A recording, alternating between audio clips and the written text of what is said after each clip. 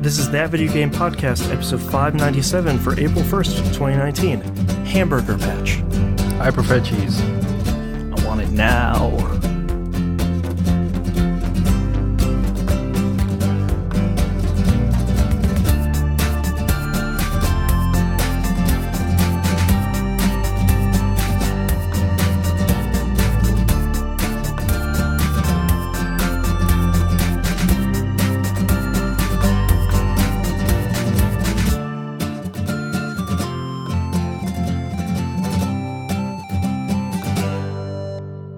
Welcome back to another episode of That Video Game Podcast. I'm your host, Boston, and joining me as always is Moonpeer, who is almost taking a drink. Hello. Well, your audio cut out for a second then, so that's fun. Yeah. Hey, that's great. And Monkey Senior joining us in yet another week. Hello. I don't think... Oh, there's a new episode of Old Dog New Flicks out for patrons right now. Yep. 1991's Thelma and Louise. I can't remember what the free episode will be this month. My memory doesn't go back that far. I will fire it up here because I also don't. It is 1996's Fargo. Oh, okay. We actually, weirdly enough, we referenced Fargo in this month's episode. So there you go. Handy. Yeah. So if you're a patron of the $5 tier or higher, you can get it patreon.com/E1M1, and ones are numbers. And don't forget, it's just per month. It's not per episode. So just $5 a month. That's super cheap. Yep, along with all of the other stuff. Yeah, I'm not trying to sell it to you, but I'm also trying to sell it to you. So patreon.com/E1M1. Also, if you're a patron, the last episode of Season 2 of Dynamic Soundtrack is going up tomorrow on the 1st. And I'll be posting some in-progress stuff when I'm prepping for Season 3. So go join there. I think that's it, so let's start with what you've been playing, Moonpeer. Okay. Start with the showstopper, shall we? Big thanks to community member Angel Eye, who randomly sent me a message and was like, yo, here, have a digital download code. I was like, okay. Okay. For Breath of the Wild. Hello. So I probably spent most of Thursday night playing Breath of the Wild. Boy, it got you pretty good, huh? Great game. More than a little bit. Sorry, most of Wednesday night, because I ended up delaying my editing of ODNF because I was too obsessed with Breath of the Wild. That's happened to all of us. I'm glad that you're getting the authentic Breath of the Wild experience. We're like, I'll just fire it up, and then 6 hours later, you're like, oh, the sun's coming up. Oh no. Yeah. Well, okay. So I tried playing it on the Switch itself. The screen is great. I don't like the way the controls feel for a really, needing good controls kind of game. Right. Oh, you just had it in handheld? Yes. Okay. Not ideal for me with the size of my hands and that controller layout. The Switch is a little heavy too in handheld. Like, it's not impossible, but it's a little bit heavy. Yeah. So then I thought, well, I'm just going to play it docked and then see how that feels. So I put it in the dock. I went through the rigmarole of figuring out which of the two TVs it was plugged into, which HDMI cable it was plugged into. Turns out it was getting fed through my wife's Xbox. So yeah, that was complicated to figure out. Interesting. Because we have the HDMI in, so save yourself a HDMI port and plug the Switch in through the Xbox. Yeah. Great. So I went through all of that, and I didn't really like the way it felt with the stupid built-in slide Joy-Cons. controllers in thing. Yeah, in like that dog face-looking controller thing. Yeah. I didn't feel great then either. It's not great. I mean, at this point, I've not even left the first area thing that you're trying to get out of. Like, I'm still in the first dungeon. I'm like, oh, come on, now there's got to be a way I can play this. And then I remembered I bought a dongle for my PlayStation. Oh, which allowed me to use my Xbox controller on my PlayStation. Right, and it's just a USB thing, right? Mm-hmm. And then I remembered that in the instructions for said dongle, it said it could work for the Switch. And the Switch does have that hidden USB port. Mm-hmm. Yes, it does. Mm-hmm. So I thought, let's give it a go. Yeah. At which point I promptly desynced it from my PlayStation, synced it to the Switch, and then spent about 4.5 hours straight just playing Breath of the Wild.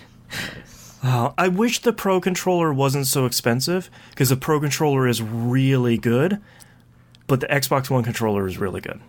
Yeah, so I saved myself however many $60 it is by paying for a $39 little dongle thing. Right. So and having yet another controller in her house.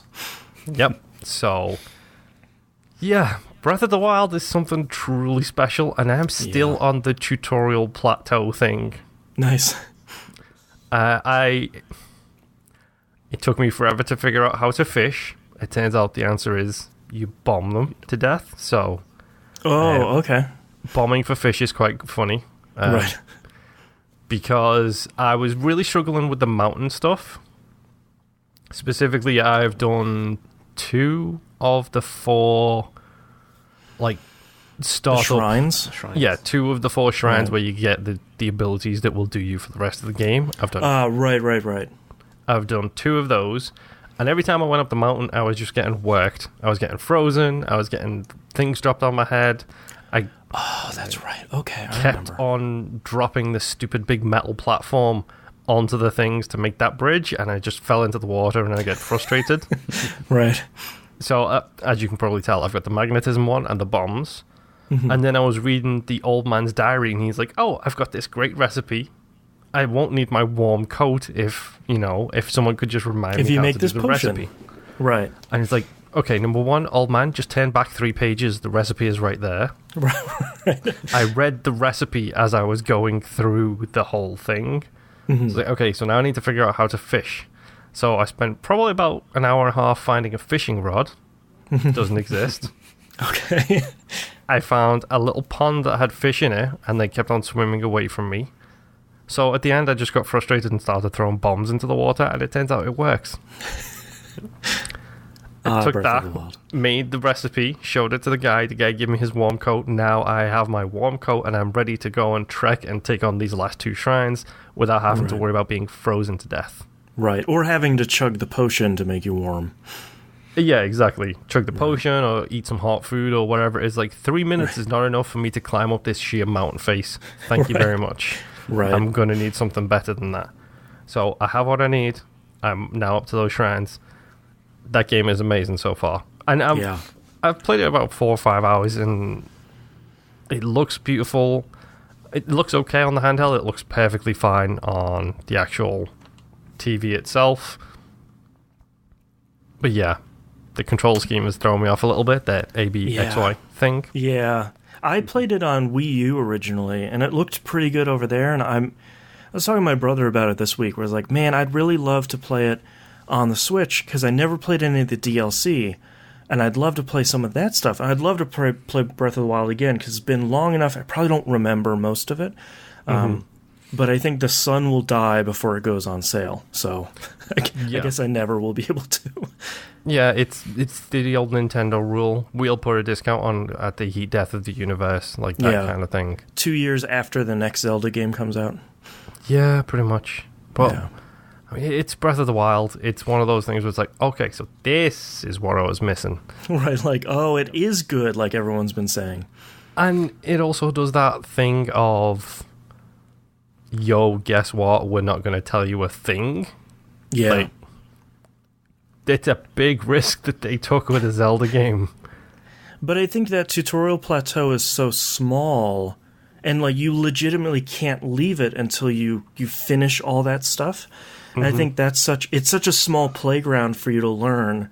Like, oh, I can climb trees. Oh, I can do this thing with the fish, and here's how I chop down trees, and here's how all this stuff I can do. Like, I love the tree chopping down bit, where it's just like, oh, use an axe or a sword if you're in really dire need. It's like, can I really chop down these trees? Yes, you can. I'll be doing this for the next 15 minutes. It's Farming Simulator starring Link is what it ends up being. Yeah. I'm excited for you to, now that you've like gotten introduced to the cooking and the effects of different armor and food and all that, I'm really excited for you to leave the tutorial island, the tutorial plateau, and sort of get the proper meat of the game started. Yeah, and I know I know one of the things I need to pick up is the leaf that lets you do the weird hovering trick. I know that's one of the things, mostly because I've seen some crazy stuff from this game thanks to GIFs that came out when it was around. Yeah, like here is 4 floating things underneath a piece of wood, and I'm just going to sail across the planet, kind of thing. Yep. But yeah, Breath of the Wild is good.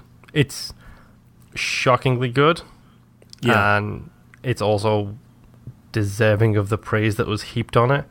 Mm-hmm. More people still need to be talking about this game the way people still talk like about all of the old school classics. Like, this goes down for me with Mario 64 as a game changer in a Nintendo franchise. Yeah. Like, and it should be remembered as such, and hopefully it will be, but yeah, Breath of the Wild is something truly special, and again, thank you, community member Angel. It's very generous. Yes, so whenever I can get the Switch out of my wife's hands, expect me to be playing this a lot. You know, rush and finish it before Tropico 6 comes out. Well, Tropico 6 might not be coming out on the Switch now. Don't. Oh no. You missed the thunderstorm of depression that hit this household after last week's episode. Like, well, at least it should still come out for Xbox One. Yeah, with no announced date as of yet. Yeah, I mean, I think they're a fairly small studio, so. Oh, they are. And it's funny because I think I actually called it out on the show. I was like, I have to do my due diligence and find out as much as I can. Right. And then I went down and passed said diligence on to my wife, who promptly got so upset because this is like one of her favorite game series of all time. Right. It was like a child being told that Santa doesn't exist. Right. It was that kind of level of horrible downswinging mood. Right. So when you tell my 2-year-old no, it's just like, yes. Exactly. Yeah. It was like a volcano ready to erupt with just anger. So right. Tropico 6, please come out on Xbox One soon. Please. Please.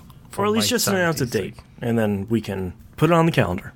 Yeah, exactly. Then we could start getting excited for the date. Right. Start saving our ducats. I started SUPERHOT. SUPERHOT. Yeah, I haven't started that yet. I started it mostly because I couldn't think of what to play, and this is this month's Game Club game, so obviously I'm going to say very little about it here. Right. I'm glad there is no photosensitive people in my household, because this is a flashy game. Okay. It's got a cool art style. It's got the whole white and red art style kind of thing. But oh boy, does this thing just assault your eyeballs with visuals almost immediately, and it just doesn't stop. From the bullets to the visual style to the DOS menu screen, like, right. It's very visually assaulting, and I kind of like it, and we'll see how we go from here. We'll see if I can finish this one. Yes, exactly. Yes.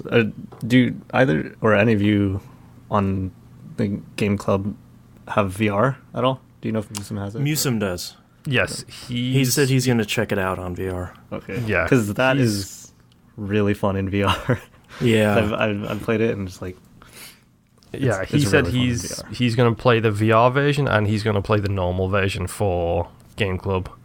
I've seen Gersman play the VR version, and seeing like him throw a gun up to a different floor to where he knows he's going to spawn and then catch the gun he just threw himself is something rather insane. So yeah, SUPERHOT. It's SUPERHOT. There's a reason everybody was talking about that thing for a while. It's because it's really cool. I played Apex Legends. Shock of shocks. I continue to play Apex Legends. It continues to be good. Yes. I bought the season pass, tip jar, whatever. I'm never going to level up that far in it, and that's fine. Yeah. The most memorable thing for me this week is I did get my victory with at least 8 heroes. So all of the 8 original heroes I now have a victory with. I'm 2 achievements away from getting my 100% in that game. Wow. Which is player level 50 and damage 5,000 with at least 8 different people. Jeez. However,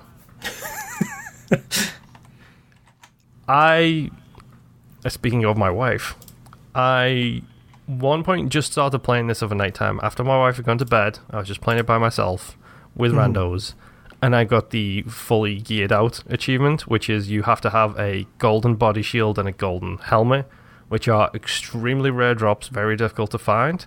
I randomly got it. I didn't even realize I got it until I did. Right. And then as soon as that achievement popped, my first thought was, Jess is going to be so mad at me. Because you can't, like, drop the items and share them with her.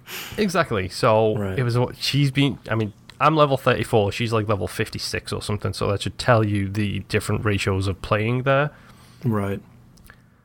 So just randomly this week, we thought, you know what? Let's play some Apex. So we did. We started playing Apex. On one run, we got one of the victories we got. She had a golden shield. I had a golden shield. We saw.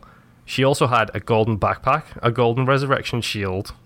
Wow. And it was one of the other items that you can have. Like, she had basically gold in everything except for the helmet. And we also found 3 golden guns, including like the Kraber sniper rifle, you know, the shotgun, and Jeez. I even had a golden what's the triple fire submachine gun? I can't remember what it's called. A Prowler. I had a golden Prowler which had everything attached, and Prowler's my go-to weapon. Still no helmet in that run. Great. Throw your hands in the air and just complain about it, because it's like, what do you have to do? Right.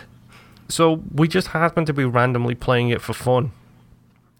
Obviously, that's why we play video games, is for fun and achievements. Right. We were playing it and didn't even realize that we were down to the last 3 squads. Circle's closing in. A supply drop comes down next to me, and she's like in the middle of shooting people who have got me in a corner. It's like, okay, so I'm just going to run to this supply drop and see what's in it. As soon as I opened it, there was a golden helmet. She already had the shield. And I was just like, babe.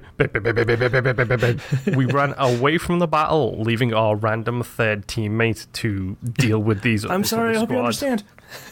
Jumped off an edge. I threw the helmet down. She picked up the helmet. She got the achievement. And then we climbed back up and won the round to make it one better. Hey, even better.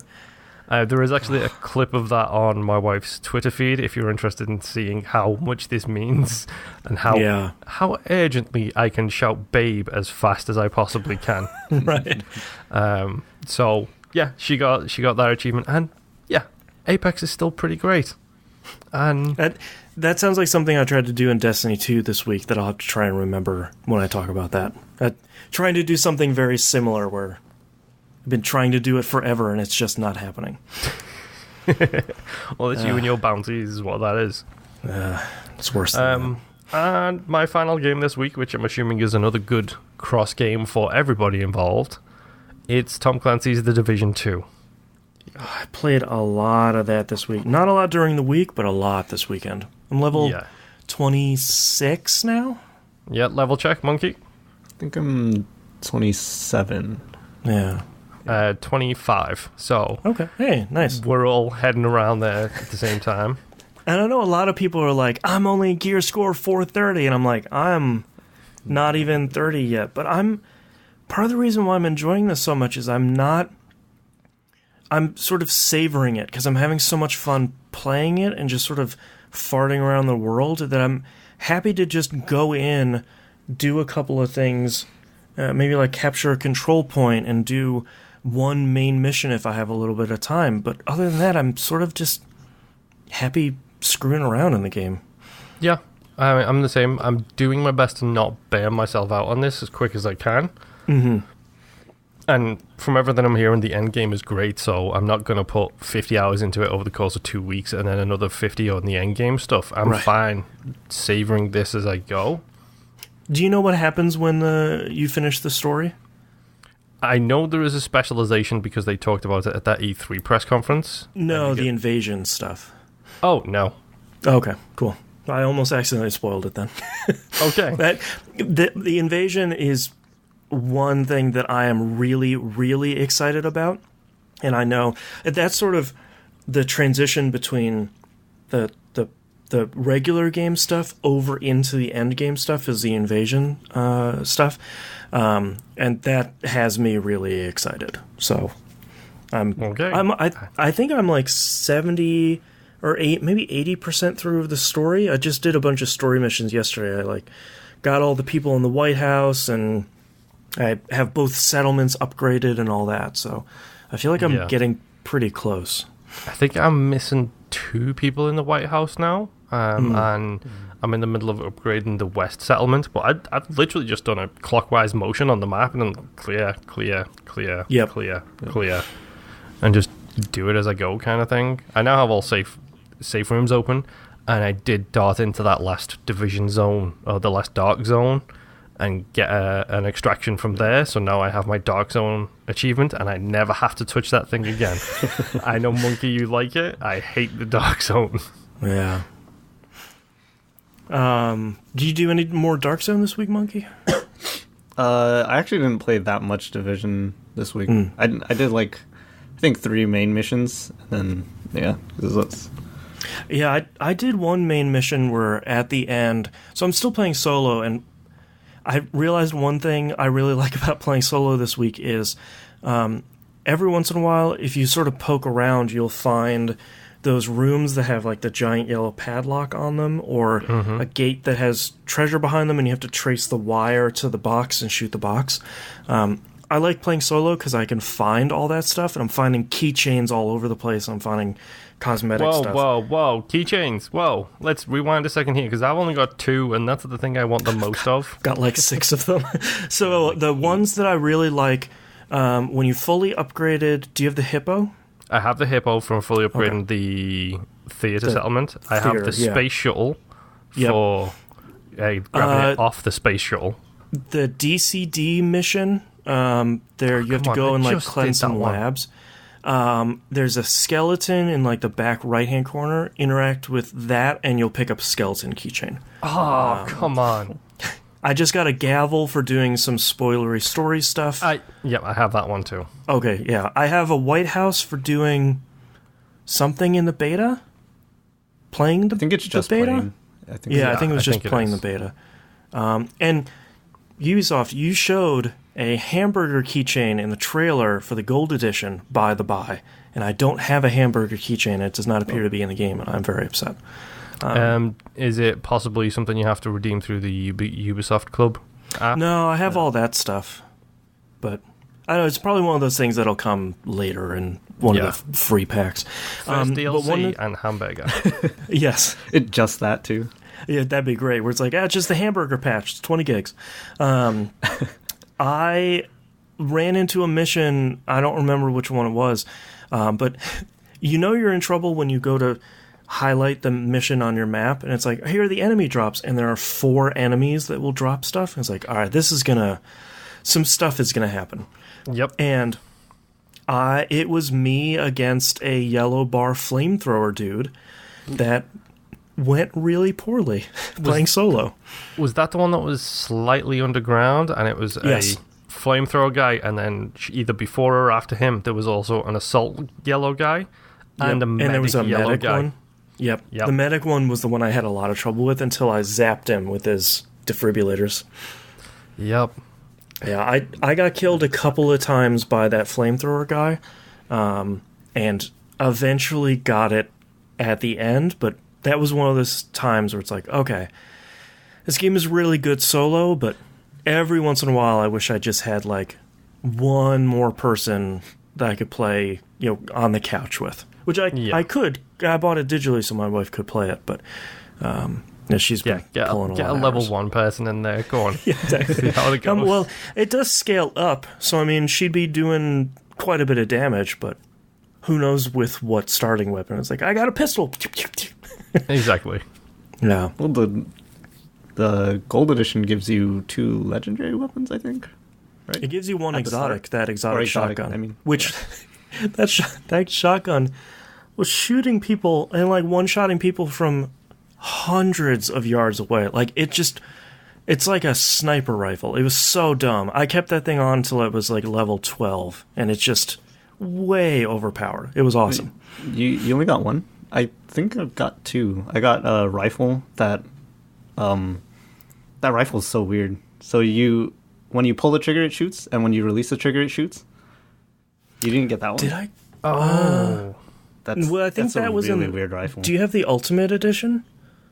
Oh, I might have the Ultimate. Yeah, because I think that comes with the Ultimate. Yeah, people were posting about that where they're like, hey, it shoots twice. It shoots when you pull and when you release. And I was just like, the what? That's such a weird weapon to use. I think that's from Halo. There was originally a gun in Halo that trigger fired when you pulled and when you released, I think. Weird. Was there something like that in Division 1? Like an exotic like that?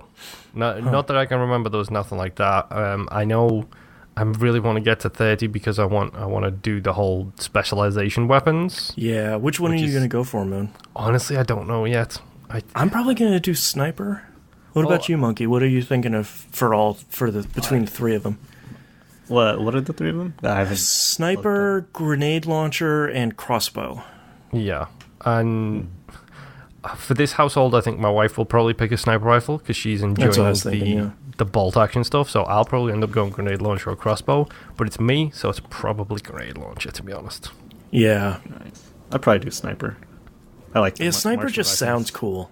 I played around with it a little bit in the beta, and the zoom on that thing is nuts, and it's awesome.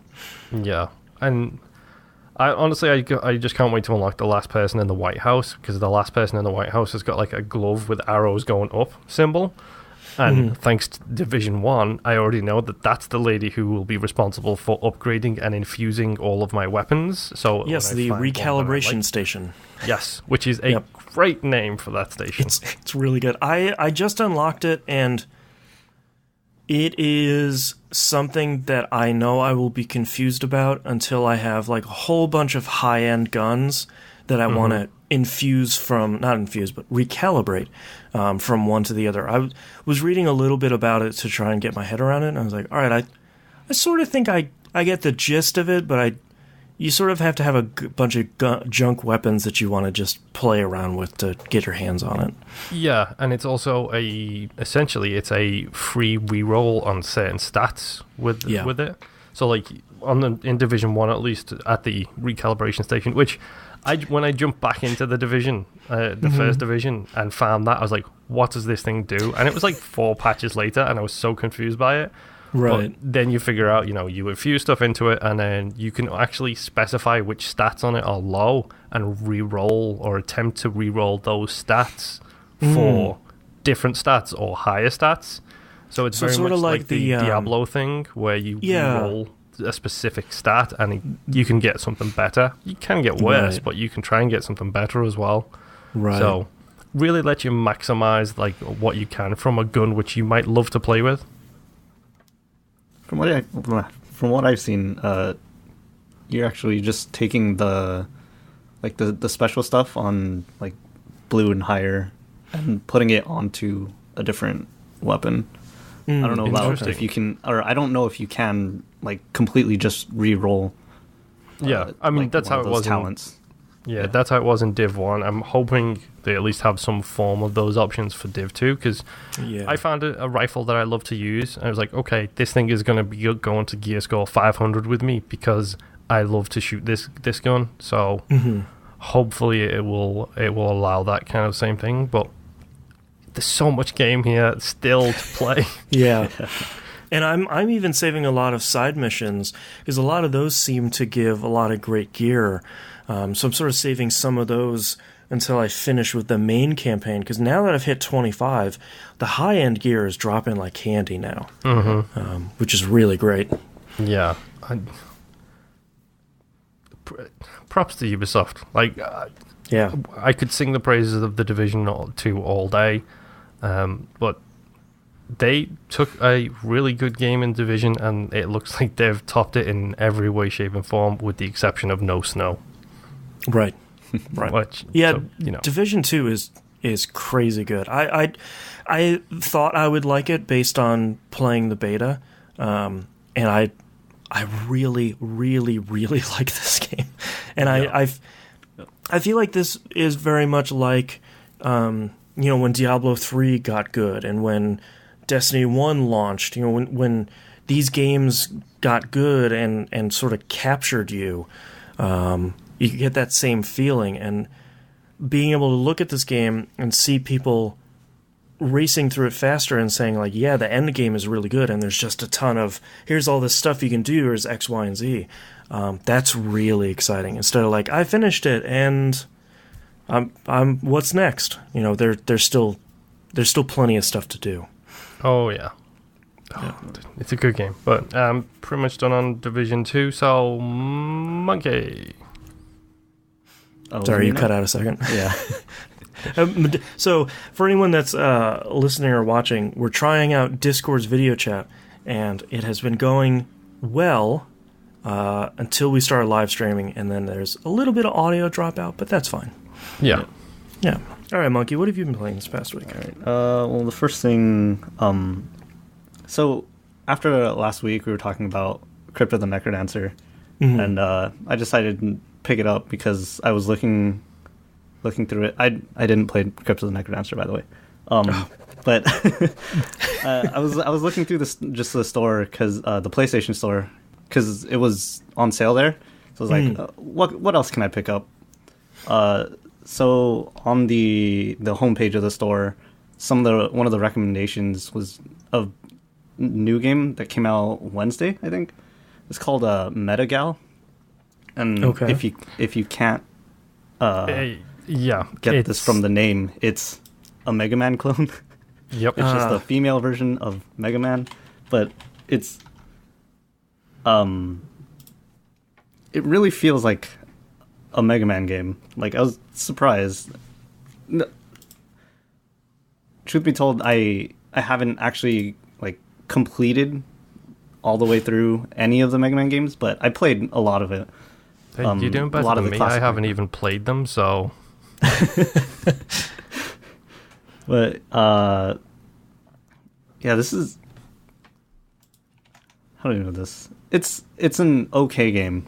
It's made by a very small studio. It was only since it's just released, it's $4 discounted, and it's a really easy platinum if you guys are interested in that, and it is on the Xbox. So if for $4 for 1,000 chivos, right, writing it down. But yeah, within, I want to say 20 minutes, I got the platinum. So I was like, okay. And wow. that wasn't you don't have to complete the game to get the platinum. Oh, interesting. But over the course of 2 days, I think I completed it. And so the game is you're a female Mega Man, and you have to fight 4 bosses, and then the the boss type thing. There's 4 stages of boss end stuff. And then once you beat that, you unlock the first 4 characters as playable characters. Oh, cool. Yeah, so that's really cool. I've only played a little bit of one of the other characters. What else do I got here? This is I'm looking this up on the Steam page, and this has a cool style. It feels very much, like you said, like an older Mega Man game, but sort of like it's on the 32X maybe. It looks really cool. Yeah, it's there. Being that I assume it's a small studio. There's a few glitches here and there. Sure. There's this one where you could just fall through the floor, just completely fall through the floor. I was like, well, that's not. That's a Mega Man trick if I've ever heard of one. Yeah, true. And there's a few there's a lot of one-hit kill type of things. You can fall through pits, you can touch spikes. There's a stage with lava falling down, and if you just touch the lava, you're dead. Sure. So that's, but I mean, that is Mega Man stuff, so yeah, it's fine. What else? This game made me realize every game needs a button mapping, Yes. re-button mapping, because Yeah. this game doesn't have it, and it annoyed me so much. So, okay, so what button was the jump button on? A or X, I guess. The bottom okay. one. Is So- shoot on square? Yes. Okay, But- so that's not that bad. It has a dash, and that's on triangle. And then the special gun thing is on circle. So if you're Yikes. trying to dash and jump, you have to go from triangle to X, and it's like Right. it. Instead of them having dash on like R1 or something. Yeah. Yeah, I was going to triggers. say, are the triggers not used at all? Because they really should be. Not it. Well, the triggers aren't. The R1 and L1 are switch your special weapon, but still, Okay. like, trigger to dash. Yeah, so like- easy. It's right there. Yeah. And Yeah, it's honestly that's part of what I don't like about the Switch is the button switches confuse me. I'm always throwing Yeah. stuff when I mean to select stuff. I'm canceling when I mean to confirm. Yep. It's like just even from a non-particular gamer such as myself, where I'm used to a specific controller, even taking out that perspective entirely. Think about it as an accessibility option and just give me the ability to flip buttons. Like, if you could just Yeah. flip them, like A equals B, B equals A, and Yep. so on and Yeah, so because forth. like you can do that on the PS4's OS. You can remap buttons completely OS wide, so like no matter what game you're playing, it's going to remap. Same thing on the Xbox. Yep. Yeah, exactly. Same thing in the Xbox. It'd be nice if that was on the Switch, and it'd be nice if more games allowed you to just do it for that specific game. Because, like, what you really want for Metagal is to put your dash on R2 or whatever, but not switch triangle and dash for everything on your OS. Yeah. Yeah. And that button mapping thing made me think about Overwatch, because you can, even on consoles and PC. Sorry, my dog. What was I saying? Oh yeah, even on consoles and PC, like, you can remap everything That's cool. to every well, except movement, because that's on the analog, and look Sure. around, that's on. But like anything that's just is this button pressed, you can map that to anything. It was like, that was so nice in that game. Yeah. So what else have I played? Battlefield 5 Firestorm. Oh boy. Oh, That- yeah. So, Yeah, that's is this a storm of fire or a good thing? it's. So I have written down here is, for better or worse, it's exactly what you'd expect a Battlefield BR would be, or from Yeah. my perspective, yeah. Because like I think I mentioned this on Discord. It doesn't, or I feel like it didn't take any risks.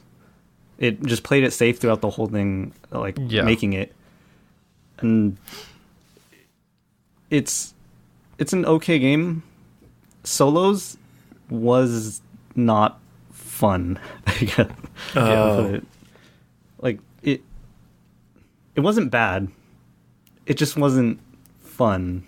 It Yeah. also sounds like it might not really be Battlefield if it's just solo. Because Yeah, you don't have anyone true. to come pick you up or do any of that.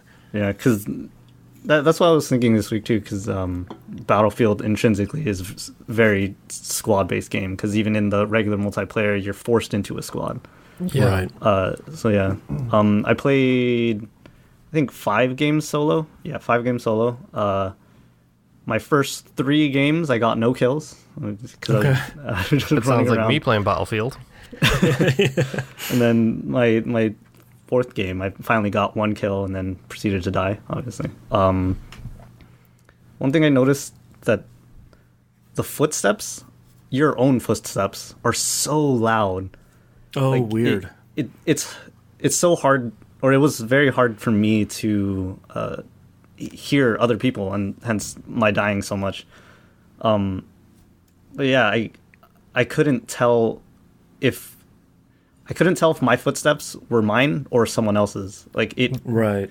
it didn't You like sound constantly doing that like 40s and 50s spy comedy thing where like you hear your own footsteps, you stop and you turn around and there's just like an empty Yeah. corridor behind you. That's exactly what it was. It was just like, especially like in multi-story buildings, because there could potentially be someone above me, but I had no idea because that I just hear my own footsteps, like.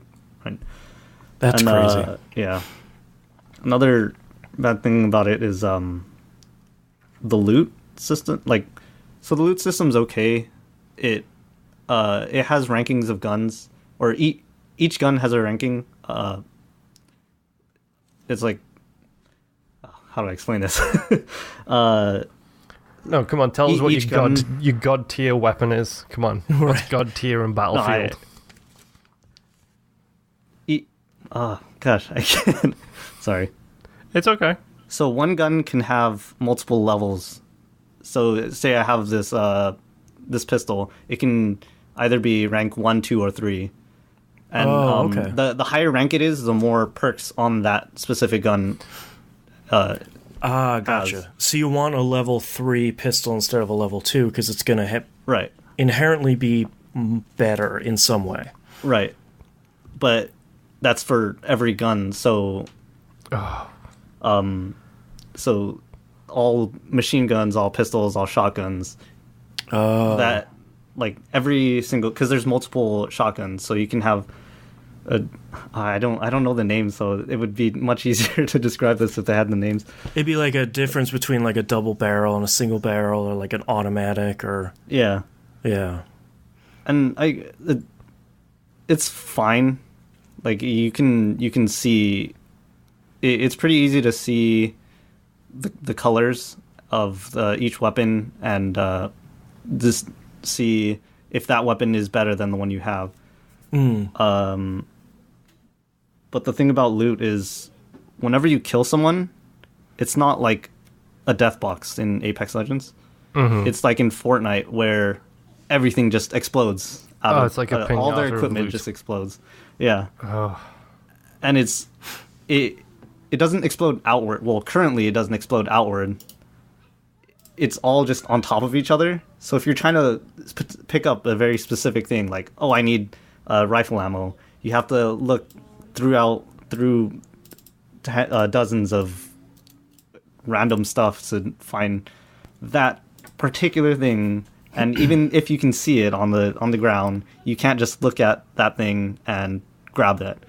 So it was pretty frustrating, like trying to find, oh, I need this ammo, I need the shield things that are in the game. Yeah, it's like PUBG does it really well, I think, probably out of necessity.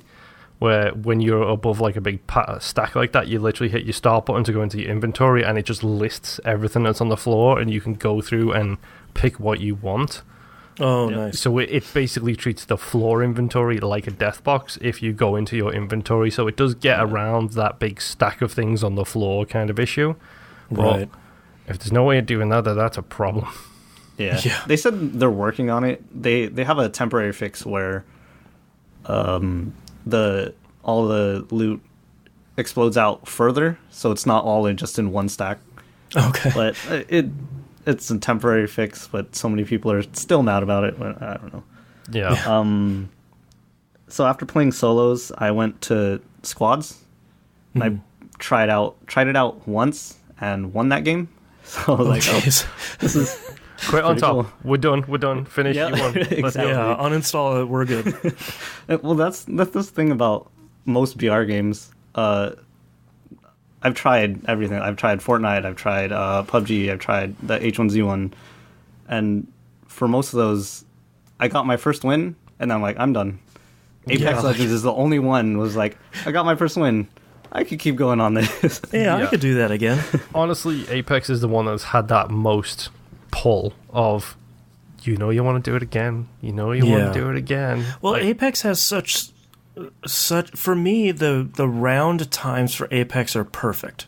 Like a long round might go 20 minutes, 25 minutes. Like there's never really like, all right, let's get in here for possibly an hour and a half round. Yeah, that's a long like that. PUBG round is what that is. Like an hour and a half of running through the desert, and then I died. Right. Whoops. Yeah. So I will say the circle in Firestorm is really cool because it's just a big wall of fire just closing on. That's perfect. And it's something that engine does really well. Like fire in the Frostbite engine is something truly spectacular. Go and watch a blimp crash in Battlefield 1 and you'll see what I mean. Like I love the fire in that engine, and if it's just a wall of fire, then that's even better. Yeah. And it's so cool at like when it was just my squad versus another squad, and the circle was so small, so there was just fire everywhere, and it kind of felt to me like the end of Star Wars 3, where they're fighting in the lava area. Oh, just like it's just red everywhere, and that's cool. There's artillery strikes going off, and it was a pretty epic ending to it. But the windscreen, or like once you kill that last person, is very anticlimactic, because it's like there's no like big pop up or anything saying you won. It's just it's like a silent text that pops up and it's like, hey, victory, V for victory. Oh. Hey, good job, I guess. Yeah. There's no big declaration of you are the champions. Here is a big special cutscene just for you. American flags and what else do I have? That win I had made me really wish that you could set it to auto record, like once you won. Like I think all VR should have this. That would be a really good feature. Just when you win, and apparently on PC with an NVIDIA card, you can set it to auto record whenever you get a kill and whenever you win. So like that would be great on consoles as well. Yeah, or at least ask like, hey, do you want us to save the last 30 minutes? Yeah. It's something that's actually worth mentioning about Superhot. On the Xbox One, I'm playing it. When you do the whole replay thing and it plays the level back in normal speed, and it just looks like this cool clip, if you hit save that replay, it just saves a clip to your dashboard, to your Xbox of that replay. Nice. That's great. What else do I have on this? I think if it were in Battlefield 5 at launch, it would have been something really special. Like, it would have had a much better reception. Battlefield 5 in general and Firestorm would have had much better reception. But I think in a post Apex Legends world, it's just not doing it for me. Yeah. Like, I know for some people that have that squad that likes the tactical stuff of Battlefield, it would be it's a really fun game type, because I was watching someone stream it with a squad of 4, and it looked really fun. But then again, like, any game with friends is really fun, so I don't know how much of it was Firestorm and how much of it was just them. I mean, I absolutely adore Brute Force on the original Xbox, because I played that game with my dad from start to finish, and I think that game is incredible. I know for a fact that game is hot garbage, but I still love it because I played it with my dad. Right. Yeah. I think that's all I have this week. I forgot that the Costume Quest TV show came out, so my kid and I watched a couple episodes of that. That's a pretty good TV show. They take the 4 characters from Costume Quest, and they take the dumb costumes like Super Jacked Lincoln, and they put it in the show. And is Candy Corn in it? Tell me Candy Corn is in it. I have not yet seen Candy Corn, but we haven't watched the whole season, so I'm not entirely sure. Okay. It's well voice acted. The animation is really good. It carries over a lot of the charm from the show, or from the game, into the show, and it seems pretty good. So it's on Amazon Prime. I think that's the only place it is, but it seems like a good time. So go check that out. I watched it as well. Yeah, I did. It's the same. I did play some Destiny 2. I got a bunch of really good pickup groups this week, and we knocked out a ton of stuff from Tier 3 Reckoning. Tier 3 Reckoning is... This is the mode where you deposit and withdraw your things to get horde waves? Yes, it's the sort of quasi-horde Just mode. a refresher on terminology, because there's too much of that stuff going around these days. Sorry, yes, there's too many modes where it's like the something. The Reckoning is really interesting, because Tier 1 is very much, we're going to spawn a bunch of enemies, fill your bar to 100%, and you win. And then Tier 2 is, when you fill your bar, a gate opens up, you build a bridge, section by section, you capture it section by section, which is really cool, and there's non-stop enemies coming at you. And then you teleport to somewhere else, and you fight a boss. The, I guess, good and bad thing about Tier 3 is it's the same thing as Tier 2, just more difficult. So there isn't another phase after you beat the boss, it's just waves, bridge, then boss. It's nice because you don't have to learn yet another set of mechanics. You don't have to do yet another thing. It's harder to fill up your bar. There's less time to build a bridge, that sort of stuff.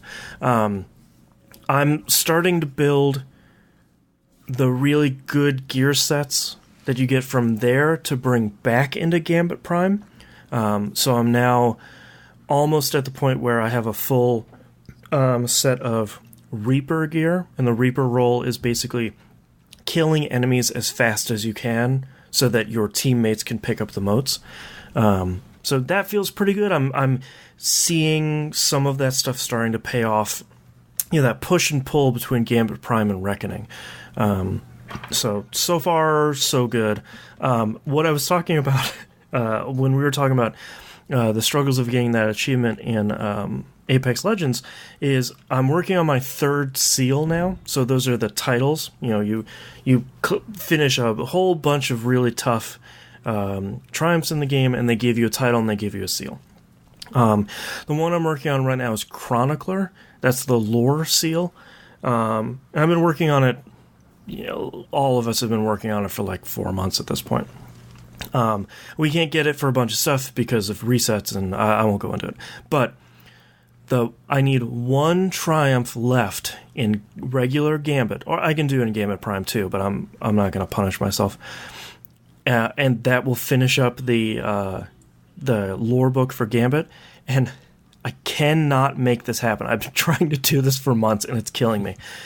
You have to invade the other enemies, the enemy team's playfield, pick up 3 motes that they have dropped, and then get out of there safely. It's called Mote Thief, which is a really good title. The hard part is, when you kill other players, they don't drop motes. The motes only drop from enemies that they have killed, and they haven't picked up those motes yet. Mm-hmm. So you basically have to run towards the enemies, the other players, try and scoop up some stuff. Yeah, and then try and escape, and I just cannot. What I'm really waiting for is, and I don't want to do this, but I'll probably have to resort to doing this, is waiting until I face a 4-stack and sending one of them a message and saying like, "Hey, please, I just need the triumph. Like, don't shoot me. Just let me scoop this stuff up, and then I'll invade and you can shoot me, whatever. But I just need this triumph, and then we'll never have to do this again." So yay, Destiny 2. Punishing myself with something I don't want to do for a meaningless triumph and seal that will probably not carry over to Destiny 3. Nope. Nothing like some boosting to get some stuff done. Yeah, God, if we could only boost a little. I tried tell you about TrueTrophies.com. Thank you for reminding me. I wonder if there's something I can go investigate in there. They have a calendar, and there are people who do workarounds on this stuff all of the time. Let me tell you about the multiplayer achievements I got in Elite Dangerous by literally just joining a boosting squad. That was nice. I'll have to go check that out, because I tried to do it with a TVGP alumnus, the Hannah. I thought, well, we have there's now Gambit private matches, so let's try and go do it in there. Triumphs are disabled in private matches, which makes sense. But also, go to hell, Bungie. I just want to be done with this. Can you do a server select? You cannot. Oh, So basically, you just have to like keep rolling the dice. Like the optimal thing is you have two squads of 4 people. You both matchmake at the same time, and hopefully you get matched against each other. If only I had like 7 friends. 7 friends who could be on in the middle of the day is the problem here. Anytime, really. I'm open to whenever anyone can help me get this triumph, and you have to be on PS4. So well, I'm out. Yeah, sorry. But enough about Destiny 2. I got into the early access for the Elder Scrolls Blades. How was this other than the issues? I have not really run it. What do you mean by... I haven't run into any issues. What issues are people seeing? Yeah, I've seen a couple of people talking about having issues logging in and sign-ups and stuff like that. So what people need to remember is read the website. Mm-hmm. If you fire up the game and it says, thanks for checking us out, you haven't been accepted by early access. I don't know why people don't understand this. I got the email and I said, all right, well, let's try downloading it. I downloaded it from the iOS store. It's on iOS and Android right now. It's not on all the other platforms right now. So I know it's going to come out for like PC and OS X and VR and a web browser and all that stuff. Yeah, get the real money makers in there first. Exactly. So I downloaded, pretty small, fired up for the first time, log in with my Bethesda account or whatever it's called. Mm-hmm. It said, hey, we need to download additional content. It's 870 megs. Does that sound okay? And I was like, okay, I guess. So I download all that, create my character. It has all the Elder Scrolls races you would want, all the normal character creation, all that stuff is in there. You go through a quick tutorial thing. It dumps you in a town. You're starting to rebuild the town, start accepting quests and all that. Interesting thing is, it seems how the loop seems to work is you go back to town, get a couple of quests. Whenever you accept a quest and start it, it teleports you to a dungeon. You do whatever the quest wants you to do. Once you're done, you click, I'm done, and it teleports you back to town. Mm-hmm. As of so far, I don't know if there's some larger open world that maybe I don't have access to, but that seems to be the loop already. For better or for worse, it feels like an Elder Scrolls game. Like, it feels very much like, hey, this is Skyrim on my phone, and I tap, and there's a little Lost Odyssey. You know, that little bar, that little circle that fills up, and if you hit it at the right time, you do a critical attack. That's in Blades. That's basically how you attack.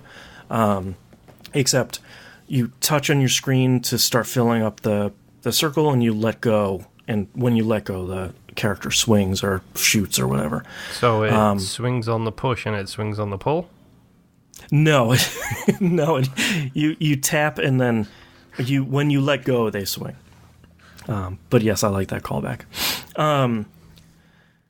I found it fine to control vertically because you tap to move, so just tap somewhere and your character shuffles off. How I really liked controlling it actually is horizontally, or what do they call it, landscape, on phones. I like controlling it that way because it actually gives you 2 virtual sticks, but how I like controlling it is I like using the left stick to walk your character around, and I like using the right part of the screen to drag the camera around, but not use the stick.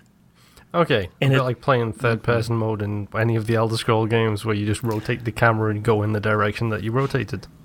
Very much so, yeah. Like, I'm always holding up on the stick, and I don't have to touch to move anymore. You still can if you want, and then you get to move your head around as you go. So that feels pretty good, although it's this really weird left brain, right brain sort of thing. So far, it feels fine. You get these chests every once in a while in a dungeon, and it takes X number of seconds to open them because, hey, it's a mobile game.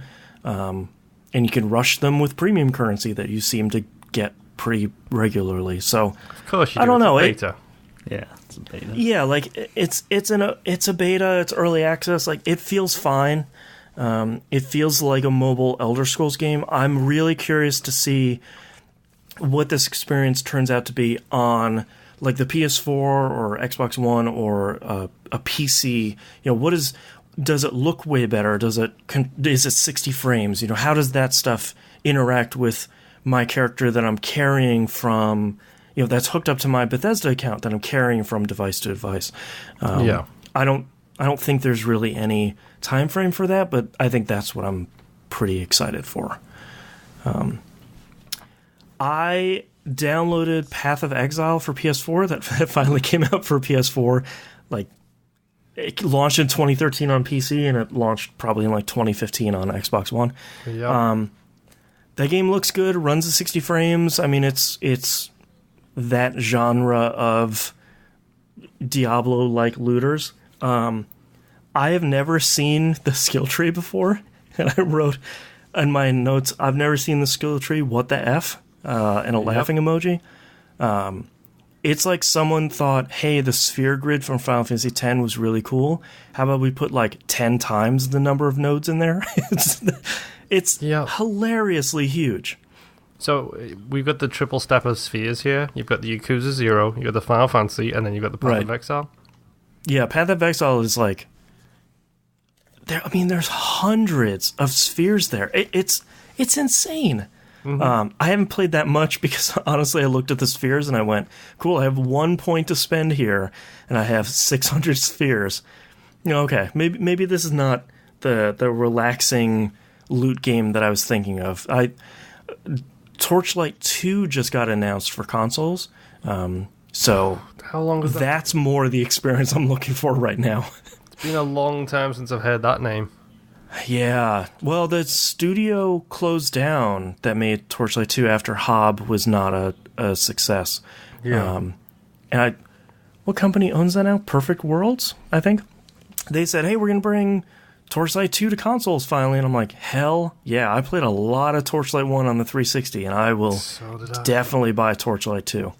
No, I don't need another Diablo-like game in my life. Oh, I know. Hey, Torchlight. Did you ever play that on 360, Monkey? Torchlight? No, I think I played it on PC. Okay. Yeah, I didn't play a ton of Torchlight 2 because it was on PC, and I wasn't playing a lot of stuff at the time, but man, those games are good. Yeah. Back down that rabbit hole. I think it's weird for me playing like Diablo-like games on the PC now, because my first Diablo-like game was Diablo 3 on a console, so I have next to no experience in that, and just clicking everything, it feels so weird to me. Yeah. It's weird how well both Torchlight 1 and Diablo 3 got that stuff right on consoles. Yeah, they absolutely nailed it. And Torchlight doesn't get any credit. It saved you from having to buy new mouses every 5 days. That's right. Yeah. And last but not least, thank you to Servo for sending me a copy of Risk of Rain 2. We'll be talking about the Gearbox conference thing in the news stories. But they what's that? Can we not? Oh no, we're going to talk about a lot of stuff. Moon, you and I have one specific thing to talk about during the conference that I think is very exciting. But there's a deal now. I don't know if it's expired yet, but basically you can buy. It has expired? Okay. Yeah. So the deal was you buy Risk of Rain 2 early access and you'd get another copy for your friend. There's a BOGO. I've been not concerned about Risk of Rain 2, but when Hopoo Games showed it off months and months ago, they're like, hey, here's Risk of Rain 2, and it was in 3D, and I was like, yeah, wait, that's not what I want. I want you to make another 2D Risk of Rain. That first one was so good. I fired it up before the show today because I had maybe about a half an hour to play, and I really needed to tear myself away from playing this game. So it does what Risk of Rain 1 did, except in 3D. Yeah, and it's really interesting because they managed to take it sounds crazy, but they managed to take Risk of Rain and successfully make a 3D game out of it. And it feels very much the same. It has turrets and it has drones and has these little containers you're opening up, and you're spending the money that drops from enemies to open up chests that have items in it, and the items stack. Like, it's a proper Risk of Rain sequel. But at the same time, you use mouse and keyboard. Or I have my PS4 or DualShock 4 hooked up to my PC all the time. I just hit the X button and it said, "Oh, you have a controller, cool. Like, here's all the Xbox mapping," which is fine. It's still in early access, but that stuff worked right away. Which is great because Risk of Rain 1 did not have controller support. It's crazy that it works, and it's really, really good. The same composer is back, which is great. And I think that the unquantifiable thing that's great about Risk of Rain 2 is it feels like Risk of Rain. In movement and shooting, and it has a lot of the same enemies, and it has a lot of the same bosses, and you're scouring the level to find the teleporter, and you're trying to level up as fast as you can before the game gets harder and harder before you start the teleporter. Like, all this stuff feels right. And they managed to put that in 3D and make the movement feel good too. Like, the Commando's the character that's unlocked by default in both games. And it feels right. It feels like it did in the 2D game. And it is hard in the way that Risk of Rain 1 was hard when you started that game. And a lot like Binding of Isaac was hard when you started that game, where it's like, I can't even finish the first level because the boss is too hard, and I'm maybe not realizing how I min-max my stats or any of that stuff. And it's really great to play a game like this that I know I like out of the gate, and it's really difficult, and it's an early access, and it works that well already. So far, so good. I really don't have anything bad to say about it. It's more Risk of Rain, just in another dimension. And I'm assuming this is going to get added into our list, along with the original. I think the original is definitely in our We Roguelike It list, and I believe the second one is in the upcoming games sheet on our giant master sheet. So it was already in there. Yeah. So, but it won't get added to the proper list maybe until it's more of a, maybe until 1.0. It's on like 0.153 is I think it's the final version number, I think. Yeah, sorry. Someone is trolling us in Mixer. What a shock. Okay. Yeah, so I'm going to have to ban this other account since you're following around with multiple accounts. Thanks, dude. But that's all I've been playing this week, so let's take a break.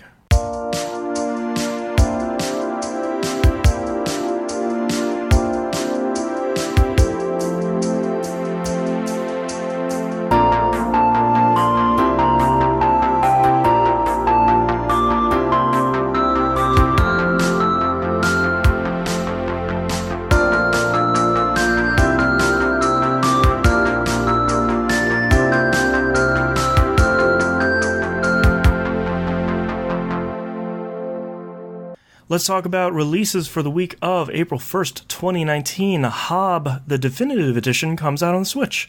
Speaking of... Is that a game based on the Fast and the Furious role of The Rock? I don't believe so. I believe it's a fantasy game, but a different fantasy than The Rock would show up in. Okay. Yeah.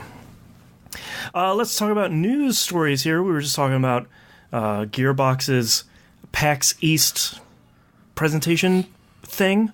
Yeah. let's talk about the non-Magic stuff. I know you guys are all here for I open up the cellophane and the card isn't here. I don't know how you did that, but let's stop doing Magic on stage, please, Randy. How about instead of not doing funny. Magic on stage? That's fine. Do Magic on stage. Can we just not have Randy on stage, please? Sure, that would work too. They did announce a Borderlands board game. Looks like it's probably out on April 3rd, along with everything else. What's it called? Oh, God, hold on. The one week I don't open up the news stories alongside everything else. It is called... Nope, that's Tales from the Borderlands. That's just Skags. That's just... I don't know. It's something about Tiny Tina, which is fine. And they missed the biggest chance they could have ever had here. Okay. Because it's not called Borderlands, Boardlands. Oh, right. That is a Tiny Tina's Robot Tea Party Borderlands card game. The thing that is interesting to me is it's coming on April 4th. Is it's only $20 and their average game time is 15 minutes. So that's pretty appealing. A lot of these card games are sort of like, you see so many card games that are like, all right, here's the 50-page rule book and tuck in for 6 hours. You know, like, yeah. They seem to be learning that like shorter game types are better, like that sushi card game that we have in the house. We literally have I don't know what the Americans call it. It's a chest of drawers in England, like a vanity with like hundreds of drawers and stuff in it downstairs, and 3 of the cupboards of it are full of board games, right? That we just don't play. Yeah. But we take the sushi one whenever we go over for Thanksgiving and Christmas. We always take the sushi card game with us. If it was more child-friendly, I might be tempted to take $1 Million Butt, which is the Rooster Teeth card game. You're definitely not taking Cards Against Humanity with you. Nope. Yeah. Nope. They did announce the Handsome Collection is getting a 4K update on April 3rd. So based on everything I've seen, before it was 1080p 60 frames. Now it looks like it's 4K 60 frames, which is insane. I don't... What engine is this thing running on nowadays? Maybe they should have done this when it came out originally. Yeah, I feel like they didn't port it, and I feel like for spending the energy to do 4K then probably wouldn't have mattered. And I also think probably the work they're doing on Borderlands 3 might have bled back downstream. Otherwise, like there's no... this is a free update, so there's really no reason for them to do it. They also talked about a full Borderlands 1 remaster, 4K as well. Golden keys and skins are going to be in there. 4-player co-op up from 2, including couch co-op for 4 people. And that will be out April 3rd for some amount of money. I still have no idea.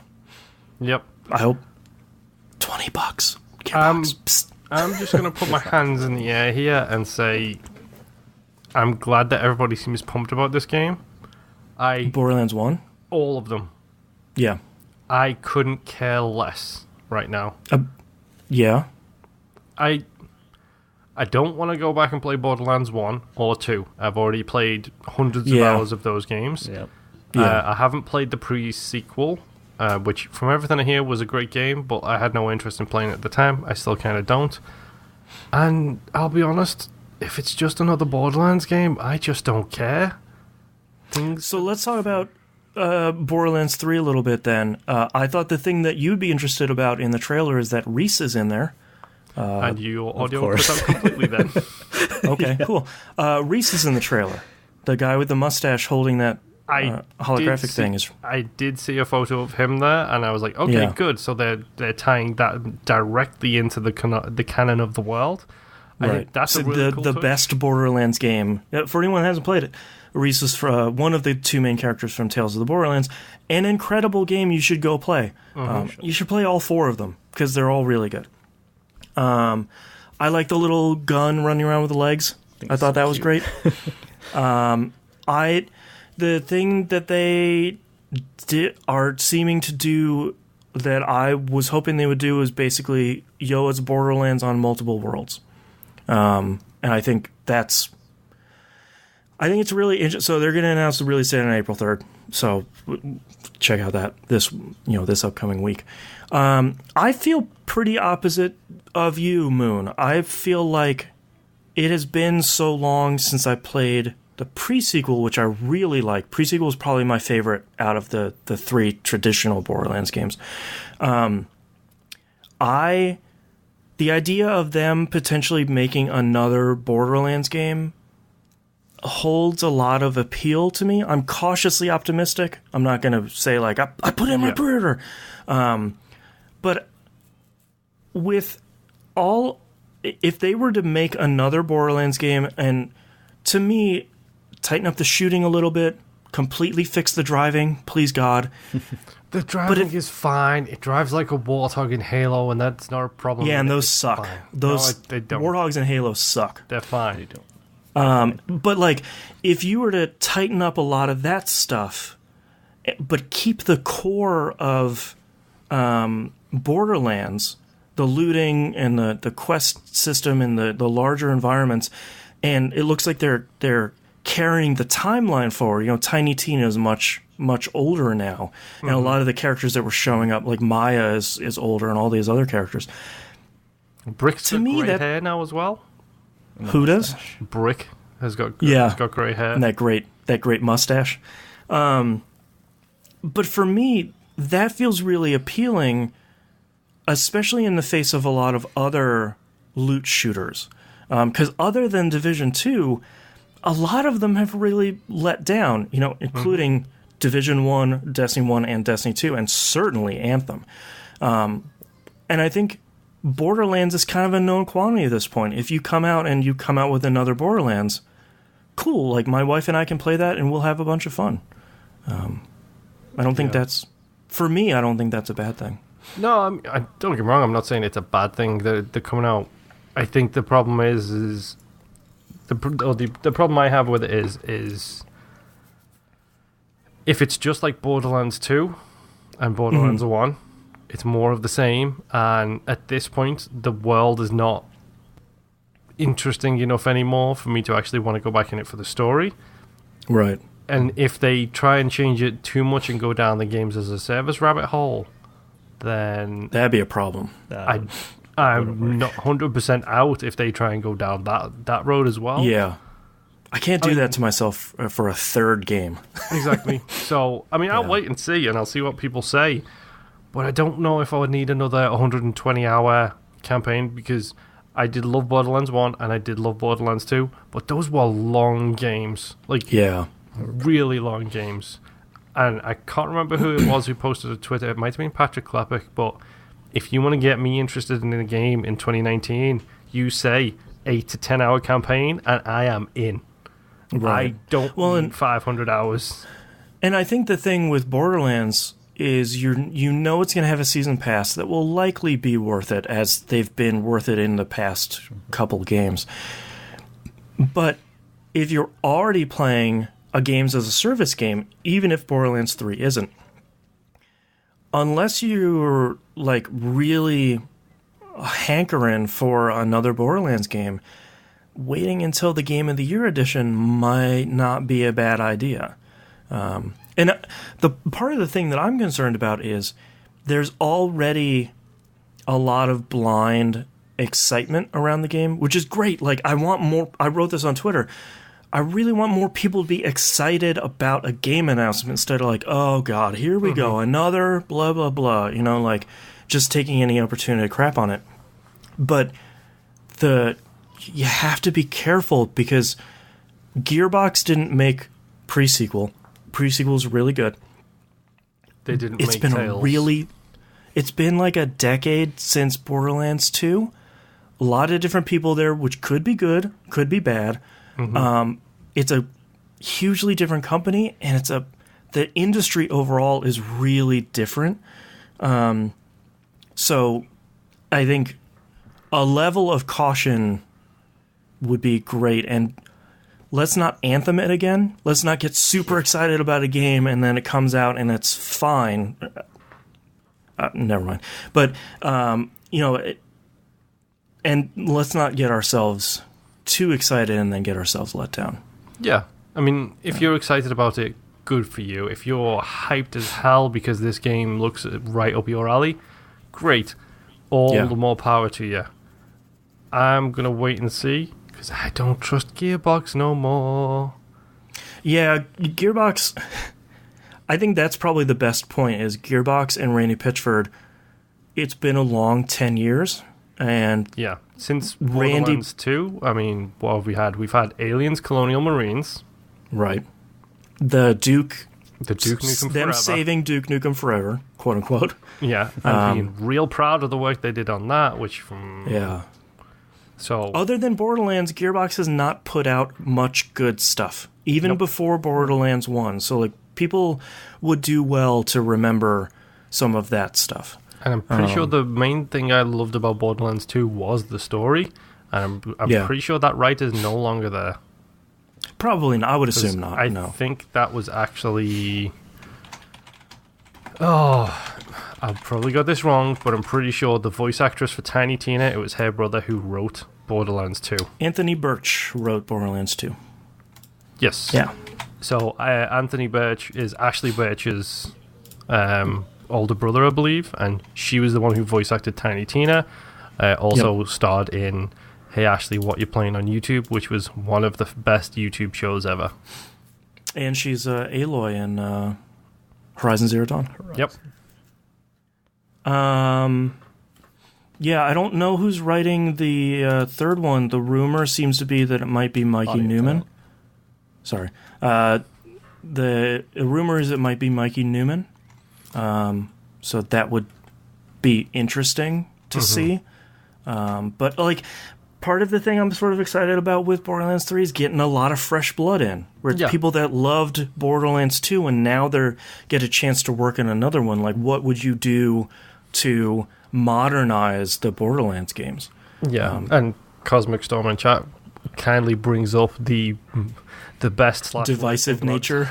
Yeah. Yeah. Borderlands seems to be one of those game series where you are either all in or all out. I don't think there's many middle people in the Borderlands universe anymore. No. Be it Claptrap, Tiny Tina. Yep. There are facets of those I don't like games. Marcus, the weirdest person to not like in Borderlands. I don't like him. Jack. Yeah, Handsome Jack is divisive, yeah. Oh, man. I don't know why. I like most of pretty much all the characters okay with. I mean, same here. Obviously, Torg is the top of the pops there. Well, yeah, but I mean, Moxie's great, especially when you learn more about her. But I mean, good on them. They're releasing another Borderlands. It's about time. Yep. I will wait and see, and depending on what my install is like, my hard drive space is like when it comes out, I might end up picking up the Game of the Year edition, but I've got too much to play between now and then, so I'm okay. And to be honest, we don't know the release date yet, so we don't know if it's even coming out this year. If it's coming out next year, then that's a totally different story, where it's like, I might be way more interested in that, as a 2020 game. Do you guys think it might be cross-gen? Release or for the next gen? I don't know. I think if it isn't, then I feel like that's a game where the next gen comes out and Gearbox and 2K are like, and now here's a handsome collection, like the Twins collection for the next console, and it's whatever, just AR cyber drugs, who knows. Depending on the release date for it, I could see it being last of this gen, early quote unquote up-res for next gen. Yeah. Or I could very easily see it being cross-gen, like play it on either, kind of like Destiny, the original Destiny was. Right. The biggest thing for me here is cross-gen games. Everybody is pushing for the next generation of platforms to be backwards compatible, because the amount of libraries that are getting bigger and bigger digitally has never been the condition it is now. So this becomes a case of, is there any such thing as a cross-gen game anymore? Or if you buy it on the store, do you automatically get that game on the next gen? Sort of like the Xbox One X. Like you download a bigger one with better textures because you're downloading on the X. Interesting. Yeah. That's a great point. Yeah, I don't know. I feel like we might start seeing some of that stuff at E3. Maybe not the specifics of like, what if I download it on my new Xbox? Do I get the, but you're right. I mean, like, I have a growing digital library, even though I really like buying stuff physically, mostly because of library sharing. And I don't want to lose that. And my PS4 the disk drive is dying, so like I don't want to have that thing hooked up forever. Mm-hmm. I mean, I don't trust Nintendo to do the next generation and have backwards compatibility because they never have, really. They can't even get the NES right. Like, they put on Star Tropics on Nintendo Switch Online. They didn't even give you the code from the manual you need. Perfect audio cutout then. Yeah. Great. It was let's move on. Let's move on to next news story here. Apple announces Apple Arcade, sadly with 100 exclusive games. The service will be available this fall. No pricing announced.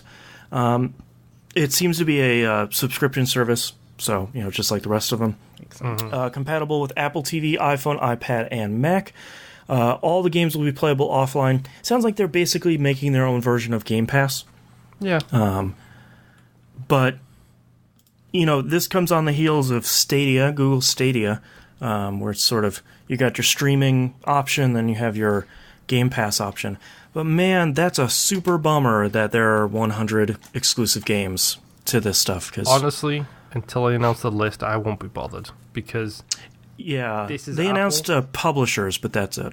Yeah, this is Apple. They didn't give Ridiculous Fishing the props it deserves. That is one of the best games on their store.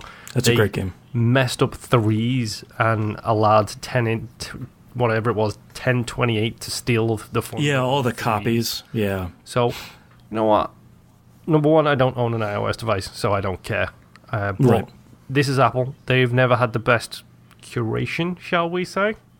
Yes. Not Steam quality, but that's the bottom of the barrel. They're close to Steam quality. Yeah, they're not much better. You look at their they did announce games, and there's all the free-to-play, best-selling crap that they can put on their store. Yeah, they said, though, that none of these games are going to have in-app purchases in them. I think the understanding is you pay for the subscription, so you don't get boned twice. But that's not in this news story, so don't quote me on that. They did announce a couple of really big publishers, though, like Skybound, Annapurna, Mistwalker, Hironobu Sakaguchi's studio. You Lost Odyssey, those guys. Yeah. I mean, Skybound, I'm thinking Walking Dead games. Yep, those guys. Way Forward, the retro games. Clay, the Don't Starve guys. Yeah. Hipster Whale, Sumo Digital, Night School. They made that spooky Oxenfree. They made Oxenfree. Disney, Sega, Konami. Like, they have the big publishers and developers you'd really want, but the part that I really am upset about, and I'm in the iOS ecosystem, so I have devices and all that. I hate the idea of like this paywall to preservation. I am, as months go on and years go on, I'm more and more interested in games preservation, and this sort of stuff makes that really tough. So that's sort of a bummer. Speaking of bummers, let's talk about Sony's first State of Play. This week, wasn't it? Didn't really have high expectations, and I feel like those were met. They opened up with Iron Man VR, which looks fine. That looks about what you would want from an Iron Man VR game. They got a pretty good voice actor for Iron Man, I have to say, that had the right amount of smarminess.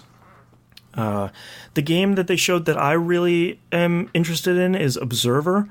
This is the thriller/horror game where a bunch of people are trapped in a space station and you control the space station itself. Is that the Elijah Wood game? No, that was Transference. That came out a while ago and just landed. Oh yeah, just with a thud. No, this is a new game. I don't remember what the studio's name is, but that looks pretty cool. That's one of those games where it reminds me a lot of Tacoma, where you look at it and you're like, all right, Yeah, I'm really interested in that. That could be pretty cool. I don't want to talk too much about Days Gone, except they kept calling the zombies freakers, and that really bothers me for some reason. I don't like that at all. Come on, it's a zombie game in 2019. You've got to differentiate yourself somehow. Right. You can't say the Z word, as we learned from Shaun of the Dead. Yep. Don't say the Z word. Yeah. And lastly, No Man's Sky gets VR support this summer with the new expansion. That seems like it would be pretty fun. So, but you'd have to have a PSVR. Yeah, I don't know if I feel like being melted alive inside of my spacesuit in virtual reality just as of yet. Yeah. And the one thing that I'm going to be interested in for that in VR is No Man's Sky is such a chill game, and most VR games like to break up the action so you can sort of rest your eyes a lot. Like Tetris Effect, they talked about, they have those segments of levels because they didn't want you to play through the full game for like 2 hours and hurt your eyes. Mm-hmm. I'm curious how they're going to deal with No Man's Sky with that, where it's like, are you just going to have the headset on for 4 or 5 hours, take it off, and just there's blood filling your mask? Like, I don't know how they're gonna deal with that, but it's a nice improvement for No Man's Sky, a game that was not great at launch, but manages to keep getting better. Yep. Next news story, Twitch Prime members get a year of Nintendo Switch Online. Little interesting deal here. Basically, if you're Twitch Prime, which if you have an Amazon Prime account, go hook it up with your Twitch account. You get free stuff every month. So much free stuff. Yep. And basically, to start off with, they gave you 3 months. Mm-hmm. And then as long as you're a Twitch Prime member for 60 days in a row, they give you the other 9 months, which I get it. So I got Nintendo Switch Online for myself because I thought, well, what better price than free-ish? Yes. And it took me probably the better part of an hour to sign up for a Japanese account so I could download the Famicom. Of course you did. You had to go above and beyond. You couldn't just be there like are some me. pretty good games on there. Couldn't just be like me where it's like, oh, I have an account. There you go. Now I'm online. Yeah. No. They're free. I'm going to download free stuff. I got time. I don't have money. But now I can play Tetris 99, which I'm excited about. Because you can't play that without Switch Online. Have fun with that. Games. Yeah. And if you have Nintendo Switch Online already, you can use these codes to extend your subscription. Yep. So it's not just a sign up for the first time sort of thing. We should note that it's only the individual one, not the family. Not the family one, yeah. Oh, that's true. Yeah, I currently have the family plan because a bunch of my family has Switches. So right. Yeah, I can't. I don't gain anything with this. Bummer. No. Yeah, but you do save a ton of money with that family plan, though. Yeah. Yeah. Next news story, Sony is going to stop selling digital download codes via retailers, and they're only going to be available via PSN as of April 1st, 2019, the day that this comes out. Sony says this decision was made in order to continue to align key businesses globally, which is basically like, whatever. This is weird. So, basically, they have just cut out the entirety of the Amazon market. Yep. They've cut out GameStop, which, whatever, that's fine. They've cut out Game in the UK, fine. Right. UK listeners, does Game still exist? I haven't been home in a while. I don't think it does, actually. I know Granger I think you buy them at came Tesco back now. recently, but I'm not sure. But they're cutting out all of the major chains, and everybody is taking these giant strides towards this digital download future that we're going towards. Right. Except for ISPs who are only interested in stealing your money for going towards their desired future. Correct. And Sony have just cut the legs out from a very large market of digital download purchases. The only thing that's weird about this for me is this is odd. I largely think this is a good move because the sale prices on PSN were never reflected on places like GameStop and Amazon. So you could go get a game for $20 on PSN, but you can buy the card for $60 at GameStop And then the two were never really reconciled. So I think largely you'll get a cheaper price. And Sony is saying you can buy the dollar, like $25, $10 cards, $100, whatever, in store still. So you can still gift someone money towards PSN. But it's one of those things where it's like, what was the crux behind this? Like, were you getting too many support calls because somebody bought, Battlefield 5 for $60 in GameStop, and then they came home and it's like, wait, but it's $20 on the PSN store? Like, this is one of those choices where it's like, I don't get it. Do we now also not get Humble Bundle PSN sales anymore? Can publishers and developers no longer give you PSN codes? Because that's my biggest question, where it's like, if I Kickstarter a game and I can get it on PSN, am I just going to get like a $20 code, or am I going to get a game code? Well, that sort of thing. I think stuff like that, when it comes directly from the publishers, will be fine. The only thing I can think of here is they're sick and fed up of losing that 20% to the brick and mortar stores. That's true. Yeah. That's literally the only thing I can think of, because they have just essentially shut out anybody older than 40 from going and buying a digital game card. And it's no offense to people over 40. Monkey looks like he's about 12. Boston's like 39. I'm heading up there really quick myself. Yeah. But we are the generation of people who understand. You go in, you go to the store, you buy a code for the game that you want. Grandma is not going to go into a game store and get a $50 code. She's going to want to buy the game that her grandkid has asked for. And if he specifies digital, then she can't do that no more. Right. It's like, I don't know. It feels like they've just cut off the legs from the older market. Yeah, it's so weird, because I think you're right. It does stop the birthday, someone buying a birthday present at Walmart, where it's just here's a Battlefield 5 in a box, and here's a Battlefield 5 on a card, whichever one you want. They're both available. Whatever the kid you're buying it for said they wanted it for, and that to me is baffling, because I think the market that a lot of people forget about is the middle of America, like the DSL or wireless, satellite internet people, where either they have to buy it on a disc because download speeds are impossible, or they want this digital thing.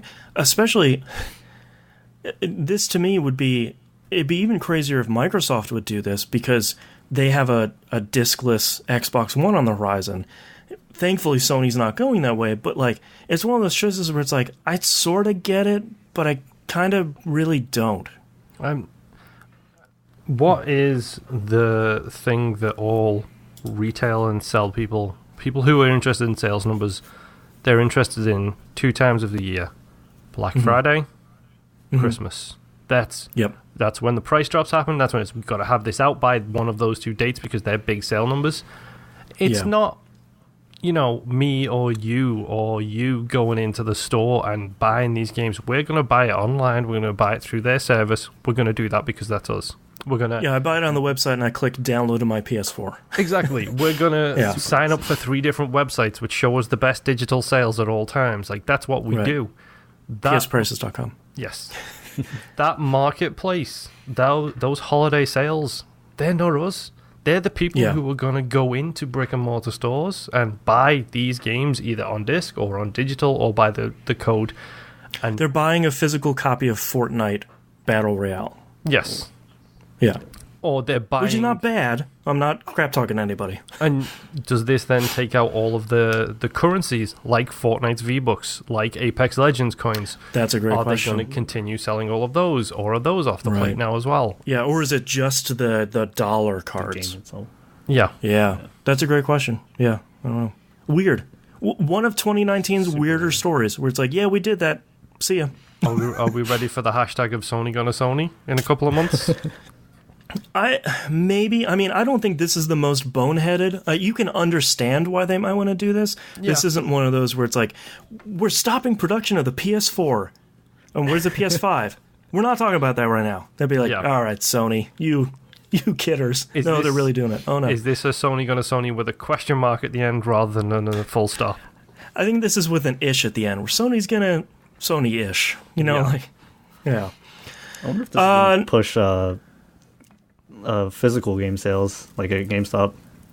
Yeah. I don't know if much can push physical beyond where it's going right now. But no, it would be so great if this decision by Sony It saves resurgence in stock for GameStop, and suddenly they're a powerhouse What is it again. worth, Sony?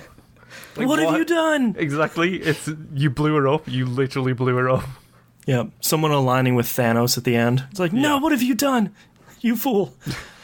Next news story here. New Dance Central game announced for Oculus Rift and Oculus Quest. This trailer looks pretty cool because they're using a lot of the controller stuff to do very fine hand movements. Mm-hmm. And it's nice to see Dance Central around again. It's one of the most underrated games of all time as far as I'm concerned. Like, people did not give that the chance it deserved. Dance Central is amazing. And you know what? With a VR headset on, I might feel more comfortable about actually dancing.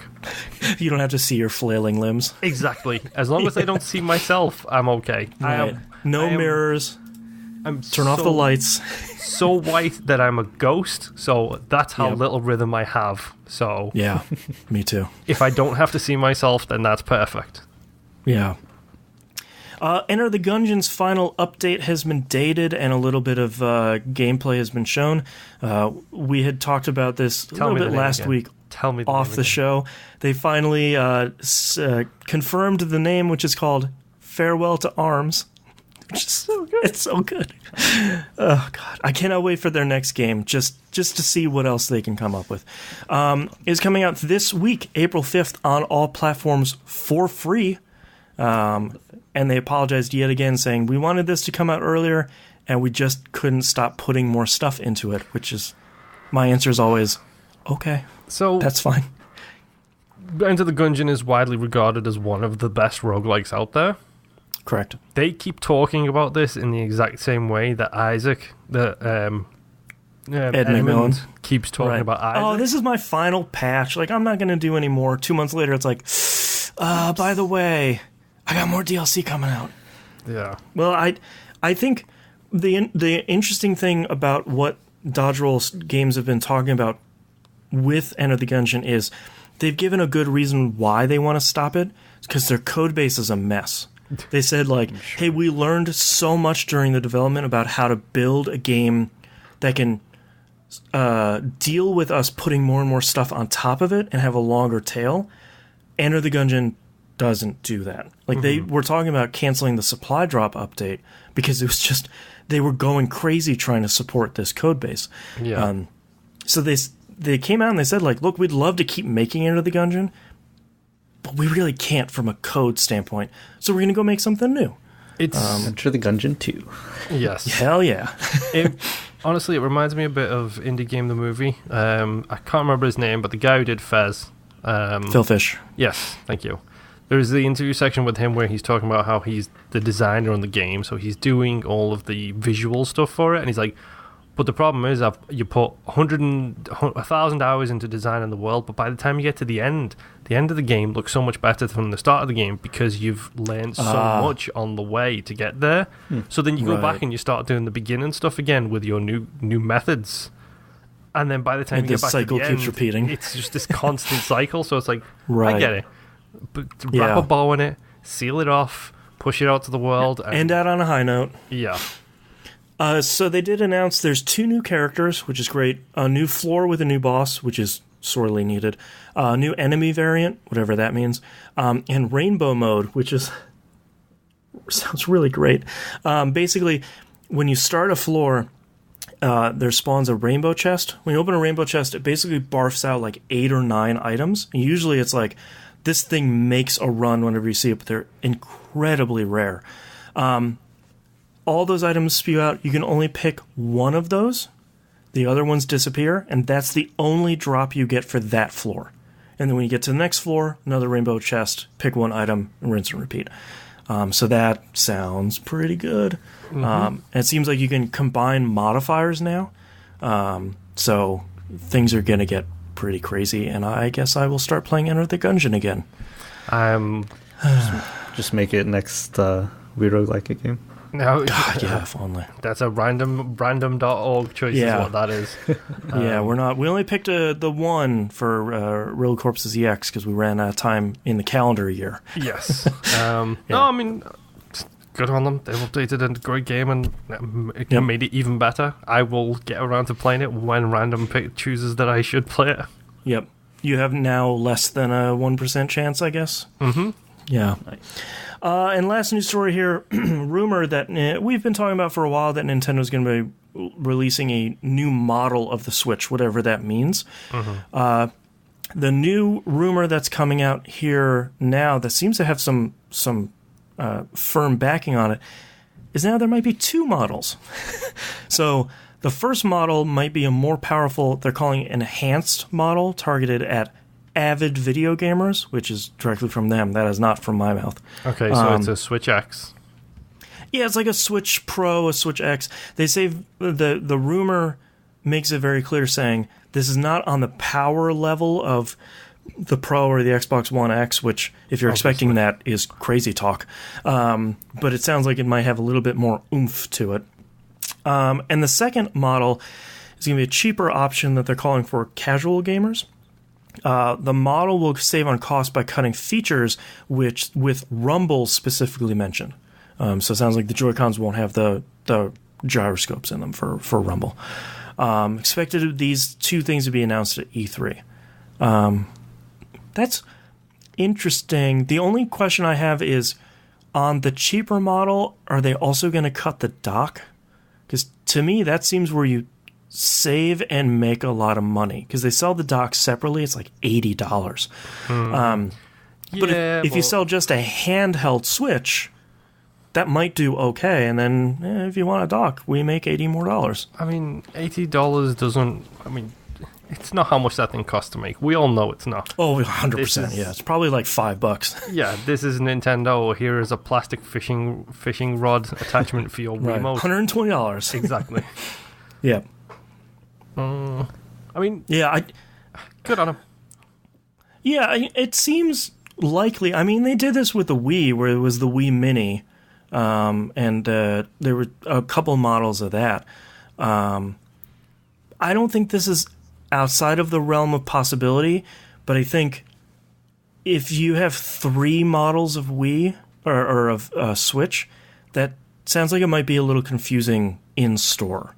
Well, because you it's Nintendo. You have 2 models of the 3DS. You have the 3DS and the 2DS. That's really it. Come on, dude. You got more than that for the 3DS. You have the 3DS. Oh, you have the 3DS XL and the 2DS. Right. So you do have 3. Are they still talking like they're supporting the 3DS? Because 100%. Yeah. These rumors right here sound an awful lot like, let's get rid of the Switch in the middle, put that to one side. Yeah. If you're a gamer, you get the Switch X. If you're a casual gamer, you get the Switch Lite, so we'll call them the SX and the SL. Mm-hmm. And then that sounds an awful lot like some Nintendo portable marketing going off into the future. And I mean, it has to happen at some point, and I feel like if you put... I think Nintendo will probably say at the end of this, say, like, we are still very committed to your library on the 3DS, and then sort of quietly stop doing that. Yeah. But I don't think anyone would really blame them, because 3DS has had a really good life. It'll live on for another decade. Yeah, I mean, when did Sony sign the death knell for the PlayStation Vita? 2 months after it came out, and that's still kicking to this day, even though exactly. They just stopped making it and games, so that lasted pretty long. But yeah, I don't think you'll see anything new first party from Nintendo on the 3DS. Probably. I think Atlas will still come out with games because they're crazy. And you'll see some other stuff here and there, but nothing. The Switch is too popular. Yeah. That's the problem. Yeah. Like, everyone wants to put games on the Switch because even if you can get a fraction of that market, you've made a lot of money. Yeah. It's like how Steam used to be. Yeah. Just get on Steam. Someone will find it and someone will buy your game. Yep. I'm just curious about the cheaper model, like, cutting features, especially like if they cut out rumble and if they cut out the gyroscope and the accelerometer and like all the motion control stuff. Like, wonder what that means for Mario Party, because Mario Party uses those features a lot, and like, oh, interesting. It is a casual gamer. It's targeted at casual gamers, and Mario Party is also targeted at casual gamers. So, right, would they be even able to play that game? Yeah, it's a very good point. It's a weird thing. Yeah, yeah. Some of that stuff where it's like sometimes Nintendo just cuts themselves off at the knees, where it's like, here we got our super cheap option, but it doesn't do all these giant list of things that you might need for the game you play. It's like, well, yeah, cool, but now I got to buy extra stuff. Yeah. Oh, and if they do cut out all those features, I wonder if they'll sell those separately, and if they'll be at a cheaper price, because currently Joy-Con are, I think, $80 for They're the very pair. expensive, yeah. So yeah, I wonder if you could cool buy like a pack of Joy-Cons, slap them on the Switch SL, and then, will that work? But thank you for the reminder. My stupid dongle thing that I have for my Xbox controller totally does motion control as well. Great. By the way, I learned that because I kept missing shots in Breath of the Wild and didn't know why. Oh. Because it has motion control inside the dongle, so I turned that off in the menu. Wow. Interesting. Man, that's cool. Let's give a plug for that dongle again. Do you remember who made it? No. Okay, maybe next week. Yes. Let's move on to questions here. T-Bomb Rocks asks us some questions in Discord. Says, double question within a question time. Now that Apple has announced a monthly service for games on iOS and Google with Stadia, I'm guessing at monthly cost. With Stadia, I feel Game Pass has set the standard. I'd personally pay up to $15 for Stadia a month, with Apple being $5 to $7 a month. What do you expect to pay for each service, and what do you feel is fair? First off, don't let Google hear you say you pay $15, because then they'll do it. No, they'll hear him say the $15, and then they'll figure they can get people in for $20. Honestly, it's just as much as I think it was a mistake by them to do it, $10 for Game Pass a month is an unbeatable price. Yeah, that they have come in and they have set the standard of what it should be. Now it becomes it's very much like the like the season pass thing for DLC. Like the first game that did it was LA Noire, and it was $15 for the 3 sets of DLC, which totaled to like $30. And then slowly but surely that market price has just gone up and up and up and up. 60, 80, yeah. So if they come in and it's 10, great. Especially Apple. Yep. I don't mean to take anything away from mobile games, because some of them are amazing. Apple's needs to be 10. Well, and Apple historically has favored high price points. Their luxury price point, as they usually like to tout. But yeah, I agree. I think for me, $10 is sort of the maximum. If anything comes out more than $10 for a subscription like that, unless it's something like Netflix, then I sort of look at it and I go, like you have to weigh it a little bit. Like, oh, well, do I get rid of Game Pass now to get this other thing? Because I don't want to pay $25 a month for the combo, but $20 a month for 2 services like that, that's fine. And if something comes out at $7, yeah, screw it. I'll buy that and I'll just forget to pay it at that point. Like, come on, get on the credit card, $7. Like, you're never going away. But I think $10 is the no-brainer. And I agree with you, Moon. $10 for Game Pass has historically shown that that's a stupid great deal. And I would hope that I'd love to see Stadia come at $10 a month. I'd be concerned. They know how much you make. I don't think Google knows how much everybody makes. So well, and I think for the level of features that they're gonna allegedly support, I think they will say, well, it's not just downloading games. Sure, that'll cost us $10. We're doing this, and they just list all the bullet points, and I'd be like, that's worth X number of dollars.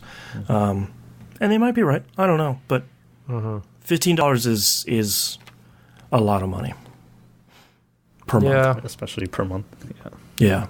I feel bad because all of us code cutters seem to be getting screwed over now. It's like, so glad I'm saving $300 a month by not having a cable subscription. Right. And it's $20 on Netflix, $10 on Game Pass. it's 30 services at $10 a month. $90 a year for Formula One Pass. Right. so on and so forth. It's too many things are getting in this subscription model. I found out my TV supported the golf channel, and I was like, great. Like, that's the only thing I would want to watch on cable TV now. Like, maybe we could actually cut the cord. And I look, it's like $45 a month. And I was like, you're insane. I don't love golf that much. It's You what you get for crazy following jerks. a rich man's sport. Same as me with Formula One. If only I was a rich man. I'm Yeah. just like a rich man. Yeah. His other question is, now that Sony has stopped digital games from all retailers and some of their recent decisions, starting to feel like Sony has become not only complacent but anti-consumer, parenthetically not even considering the crackdown on censorship. Do you feel this is because of the recent change in leadership, Kaz now leaving, or do they have a secret plan that they will drop and blow everyone away? I kind of think it's neither. It's just Sony Sony making being decisions. crazy. Yeah. Yeah, I think the idea that Sony can have a long-term plan is giving Sony too much credit, I think. And this isn't me, like, crap-talking T-Bomb, but I don't think Sony is a company that, especially not Sony of America, that will be able to or is willing to plan. I don't think they have a 5-year plan. I'm just thinking about this. They do seem to be the company that stumbles into success. Yes.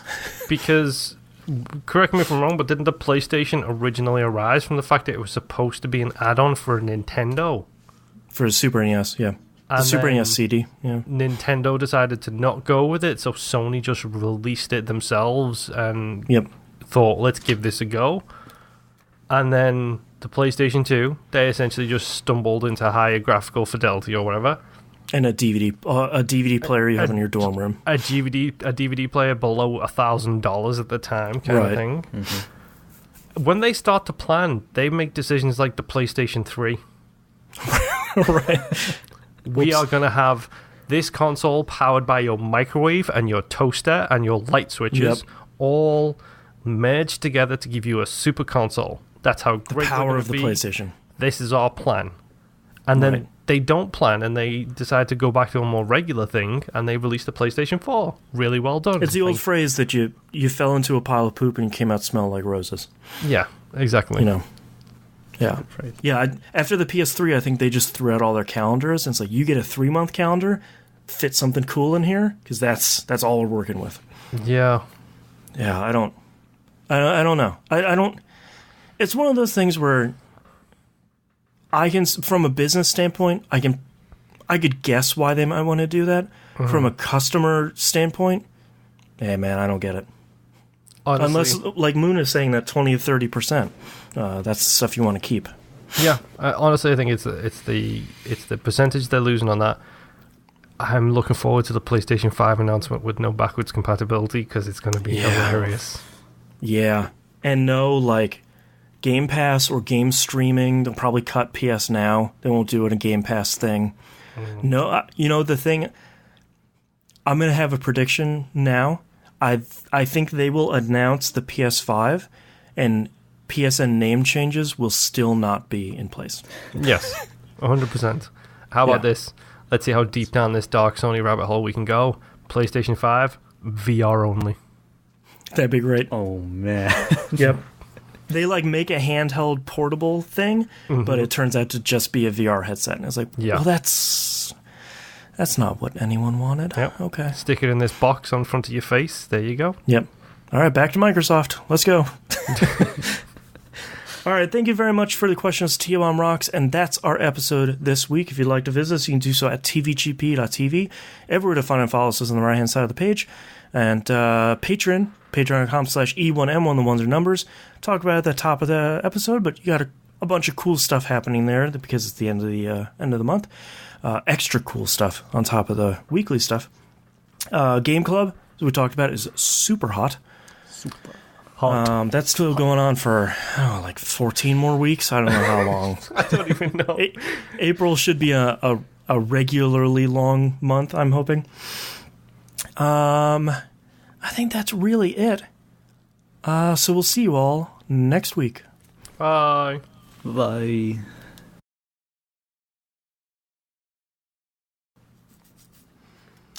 All right. Monkey, do you have any titles this week? I have one, because when I was paying attention. A lot of thus. A lot of buzz? Thus. THE. When you're talking about Destiny's modes. Yeah. The Leviathan, the... Yeah. The Gambit Prime, the Destiny 2.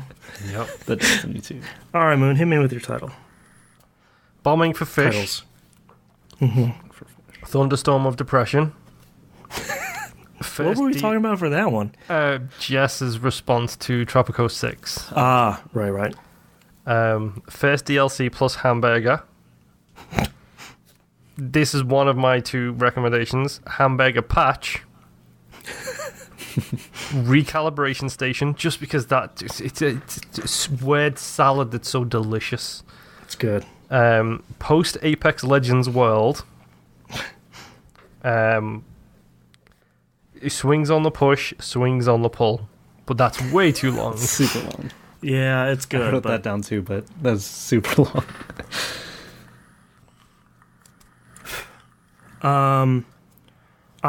It didn't feel great then either. Bombing for Fish, obviously. Is this a storm of fire? ? A lot of those. Hamburger Patch and Recalibration Station. I like Hamburger Patch a lot.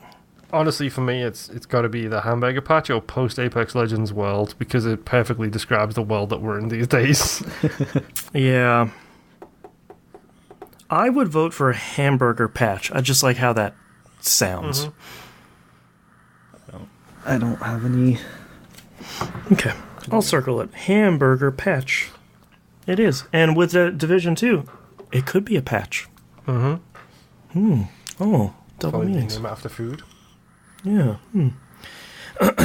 Okay. You guys ready? No. Okay. How about now? You just want to get out where it's nice and cold. I just want to open the window. That's really what I want to do. Here, I'll open the window while we're talking. We can hear. The fans at home can hear the wonderful sounds of someone cutting wood with a buzzsaw. Oh, God, it's so much nicer in here. Okay, screw it. I'll figure something out. Okay. Starting in 3, 2, 1. This is That Video Game Podcast, episode 597 for April 1st, 2019. Hamburger Patch. I prefer cheese. I want it now. Thank you so much, everyone, for watching, except you miscreants on Mixer. Mixer, We'll see you folks. next week. Bye. And we can stop recording.